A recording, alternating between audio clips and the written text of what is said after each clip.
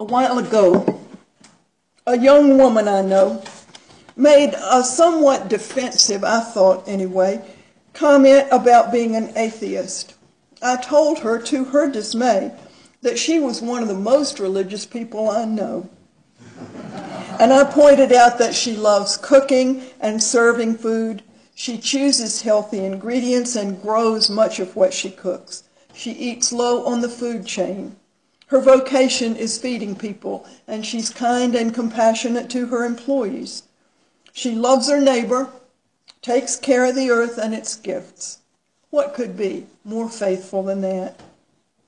My young friend and many of her contemporaries insist that such ethical concerns have nothing to do with religion. And because I'm a peace-loving soul, I don't try to argue with them or challenge them with the suggestion that they who have rejected religion since childhood have never actually talked in depth about what religion really is and don't have the background to critique it.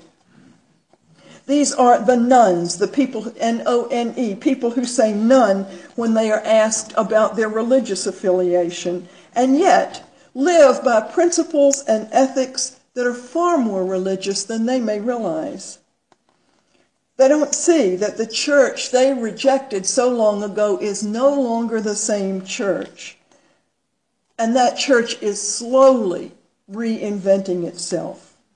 I predict that its radical transformation is going to be molded by people just like these young people. Phyllis Tickle is a religion writer. She calls herself an observer of religion. You may have read some of Phyllis Tickle's work. And she writes about this transformation, which is defined as the emergent church or the emergence church. Every 500 years, Phyllis Tickle relates, the church cleans out its attic and has a huge rummage sale. And we are in the midst of one of those transformational 500-year rummage sales right now. The last time the church changed this dramatically was the Protestant Reformation. Often people think of the emergent church by identifying it with rock bands and mega churches, and those relatively new phenomena are some of the most visible evidence that the church is changing. But that is not the whole picture by any means. This 500-year rummage sale of the church does not happen in a vacuum, naturally. The whole of society is involved in the change.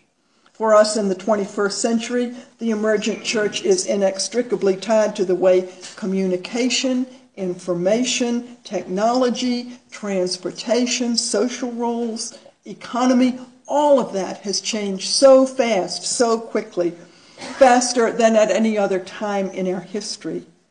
As the culture changes, the church is bound to change as well. I believe that part of this emergent way of being is going to be related to food, the meaning of food in our culture, and the connection that food played in the ancient church. I believe that the ethics and theology of food, the revitalized ancient ministry of feeding, could be the gateway, so to speak, for those who have given up on the old church and begin to think about coming back to the new church. One reason I say this is because so many young people in my experience have a very different relationship with and understanding about food from what I had when I was growing up. They respect food more. They prepare it more carefully and more joyfully. And they understand the relationships among various kinds of food in ways that I never did. I see people of all generations being more interested in growing their own food. I see a resurgence of interest in backyard chickens, so people can provide themselves and their friends with eggs in a way that they know to be humane and responsible. My niece tells me about a friend of hers who opened up a butcher shop in Brooklyn, and he has a following because he's very careful about where he gets his meat from, and he does his own butchering to make sure that it's done in a way that's humane and compassionate. In Richmond, I read about a program called Tricycle Gardens, supported incidentally by churches and by the seminary where I work, in which urban gardens are established in areas that are known as food deserts in the city. The gardens are planted, cultivated, and harvested by residents whose main source of food is convenience stores. In an East End Richmond after-school program, again, church supported, the church created the program. It's for underserved children, and the staff and the volunteers there help the children raise food, and they have cooking classes, and they even keep bees, all within the boundaries of an area known to the privileged world as the projects. The staff had an idea that involved asking area restaurants to save them the big buckets. That the restaurants get buckets of pickles. Their supply of pickles comes in these big buckets. And the staff at the center were going to ask the restaurants to save them the buckets. And then they would be able to give every family who had a child in the program a bucket full of soil and some seeds so that they could have on their front stoop, they didn't have yards, but they could have on their front stoop a tomato plant, a lettuce plant, just enough for a little bit of fresh food for a family every day, every other day, a little bit of fresh food. It didn't come to fruition, I'm afraid, but the idea is still out there, and there are still pickle buckets in restaurants, and my hope is eventually that they are going to find a way to make that work. Backyard chickens, humane butcher shops, stoop gardens. What does all this have to do with the church? In my imagination, at least, this is what the future ministry of the church is going to look like once the attic is cleaned out and the rummage sale is spread out on the universe's sidewalk.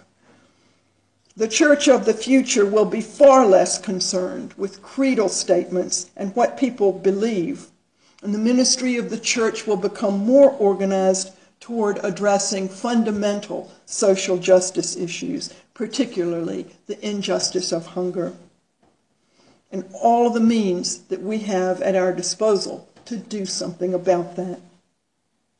The church, as you and I know it, is never going away. The Catholic Church didn't disappear after the Protestant Reformation, but the church is going to expand and shift, and sometimes it's going to erupt. We don't even have to speculate about the future of the church. Let me tell you about what goes on in the church that I currently attend in the evenings. And I might be nourished with an excellent vegetarian dinner there tonight. It's St. Stephen's Episcopal Church. It's 100 years old, large, wealthy, very traditional Episcopal church by day.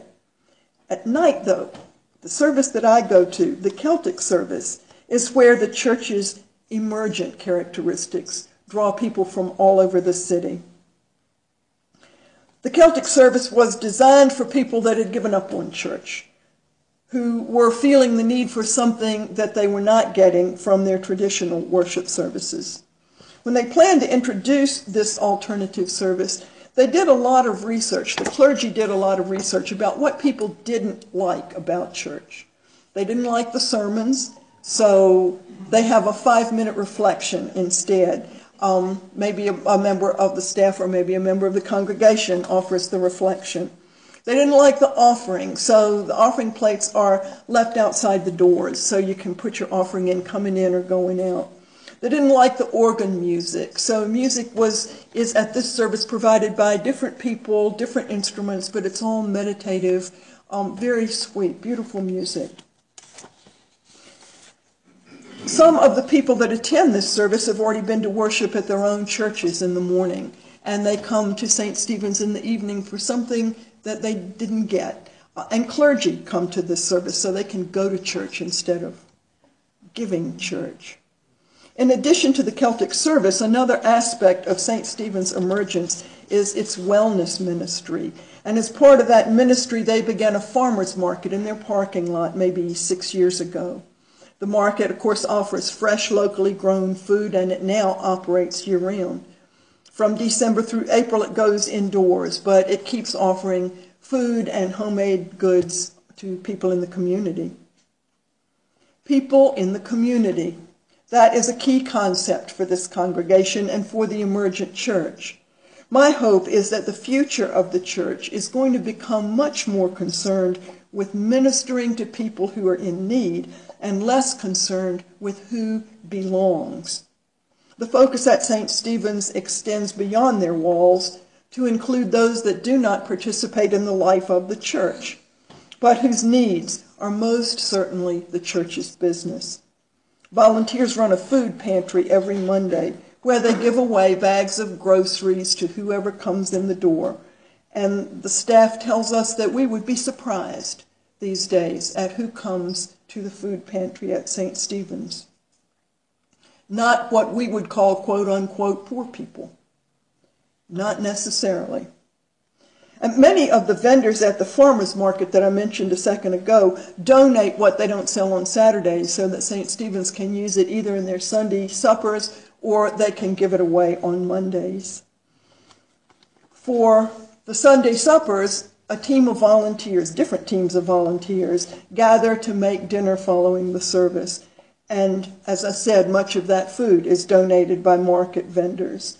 Every week during announcements, the person who's officiating extends an invitation to dinner. He says, if you have some money to put in for yourself and somebody else, that's how we keep this going. If you don't have any money, that's not important to us. Come anyway. We just want you to have a meal with us. Invite your friends. They don't have to come to church. Just come eat with us. One of my UU friends who regularly attends UU worship on Sunday morning has begun to attend St. Stephen's in the evening. We don't worship together, though. She goes in the kitchen and chops up the vegetables and helps cook the meal while I'm in the sanctuary. A while back, as I was serving as a chalice bearer, serving wine during the sacrament of communion, she was in the kitchen making the dinner for literally 100 hungry souls. And she told me how good it feels to produce something at church, to be part of an organized, efficient effort that ends up creating a delicious and healthy meal for whoever shows up. Food with strangers. Food for strangers. That's an ancient religious mystery, ancient before Jesus ever walked the earth. Sharing food with strangers often meant the difference between life and death. And in the sacred text, God reminded the Jewish people that they had an obligation because they were once strangers in a strange land. Jesus had many ways of disturbing the social and political order that he was part of, and one of the most radical was that he ate with the wrong people. Jewish law was very clear about who you could and could not eat with if you were respectable. And one of the complaints that was constantly made against Jesus was that guy eats with sinners. Isn't that a wonderful thing? We eat with sinners all the time. Don't we love it? It's one of our favorite things. Yeah. In the emergent church, I hope and predict that the church's ministry will move forward by moving backward, back to the essence of what Christianity was before the church got its grip on it. Back to eating with sinners. That is, feeding everybody no matter who they are and no matter what they believe. I hope and predict that our ministry will become less and less concerned with what people believe and more concerned with meeting people's most fundamental needs. Feeding people because food is one of the most basic, unifying human needs. What's radical about this ministry is that it may call us to feed people that we do not like, that we don't feel any sympathy for. But we all need food. Human rights activists and terrorists, artists and criminals, people we love and people we believe need to be punished. We all need food. This is the church's business, the church's ministry, because food can serve as a visible manifestation of something intangible that we also need and that the church can give. That remarkable, universal, salvific love that we believe everybody is entitled to, because everybody has inherent worth and dignity. Not just the people who do right, not just the people who support our causes, not just the people who share our values. Everybody. Feeding people, no matter who they are, is a manifestation of the justice, equity, and compassion that we name as one of our principles. At the heart of the Christian faith is a symbolic meal which you may remember if you were raised in a mainline Christian church. The sacrament of communion represents to all who participate in it the unending love that embraces us always. It has been taken over throughout the years as the church has tried to fit it into creedal molds so that the real story has been hidden under layers and layers of what's right and what's wrong and who can and who can't and are you entitled to or are you not. But the real story is so powerful and so moving that in spite of everything that has been done to restrict it, it can nourish and sustain everybody who hears it. I appreciate the fact that at St. Stephen's the invitation is clear and it's offered every week. This table is not the church's table. Anybody who feels moved to come is welcomed and invited by God. The story of this 2,000-year-old ritual was originally told by people who were not there when it happened. They were decades removed from the life and death of Jesus. They imagined this story, and we are certainly entitled to imagine it as well. We can imagine what happened that night. They were sharing a Passover meal, and that was an ancient custom before Jesus ever came along. We can imagine that Jesus knew, he knew what was going on. He knew he was doomed. We can imagine that he expected his execution was imminent. We can imagine that he thought once he was dead, his followers, they wouldn't mess with his followers too much anymore. We can imagine that no matter what they thought, Jesus knew he was at the end of the line.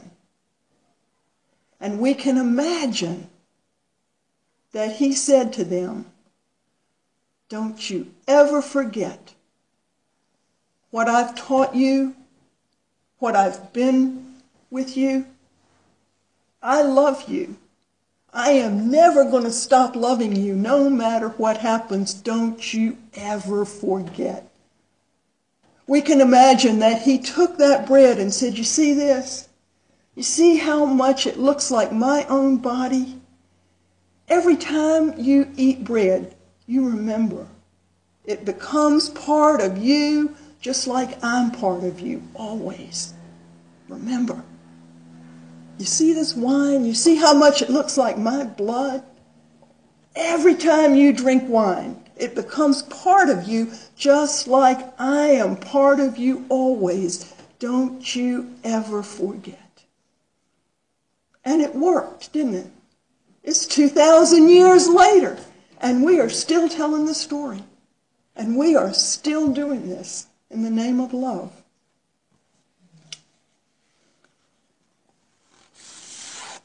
Wouldn't it be a wonder if the emergent church and the focus of ministry becomes convincing people of the reality of this indestructible love? And we wouldn't convince people by writing words about it, or by talking to them about it, or by teaching classes about it. We would convince them by doing something. What if we could convince any person we see who's hungry for food, hungry for nourishment of all kinds, that that love is real, and it is among us, and it is for every one of us. For us, for them. What if we could convince them by feeding them, no strings attached? You need food, you get food. What if we could feed them with other nourishment as well as food? What if we could help them repair their homes after floods or storms? What if we could find safe, enriching places for their children to go after school while they're at work? What if we could provide safety from abuse? Safety from despair? What if we could do all of that and more in the name of the church, because we can never forget that love. It's always there, and it's always enough, and it never goes away. Would that be a miracle? So may it be.